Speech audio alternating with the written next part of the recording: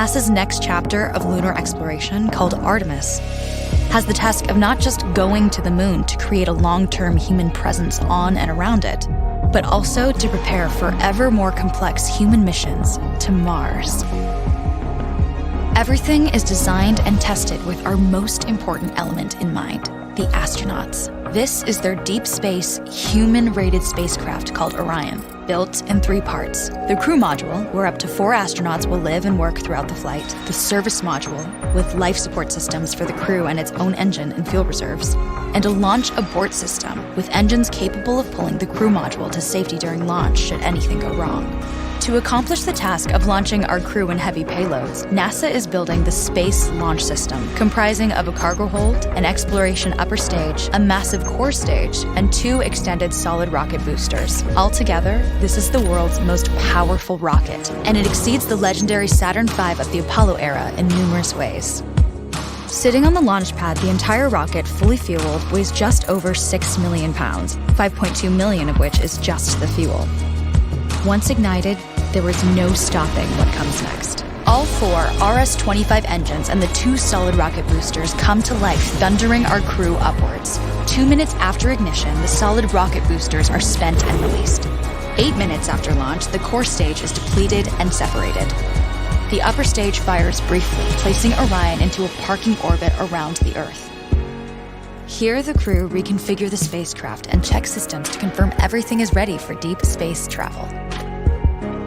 With a go from mission control, the crew reignite the exploration upper stage engines to leave Earth entirely. The exact timing of this maneuver is critical to reach a speed that can escape Earth's gravitational pull, but also put Orion on a course that will intersect the moon days later.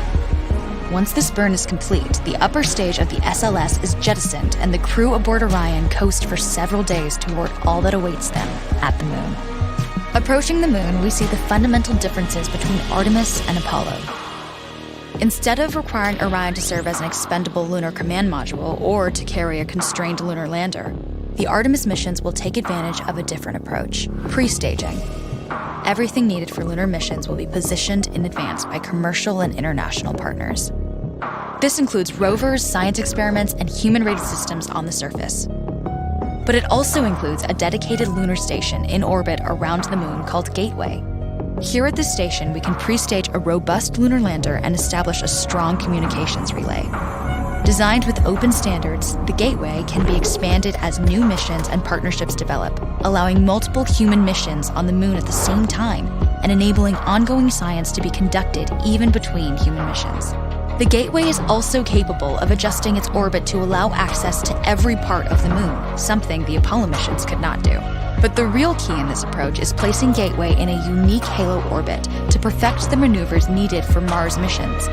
And with the growing list of commercial and international opportunities, Gateway is the ideal hub between Earth and all that lies beyond. Returning to our crew as they approach Gateway, the Orion must match the elliptical orbit of the station in order to successfully dock. Once on board, pre-selected crew members transfer to the lunar lander, while those assigned to Gateway remain on station.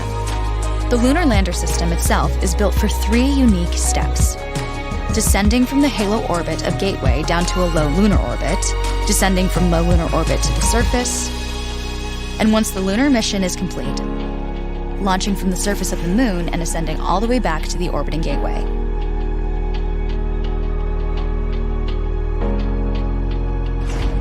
Once back aboard the Orion spacecraft and undocked from Gateway, the crew fire their engine once to break out of the halo orbit and once again to sling the spacecraft around the moon, placing it on a multi-day trajectory back towards Earth. As they near the end of this journey, the service module is released, and the crew module is oriented heat shield first.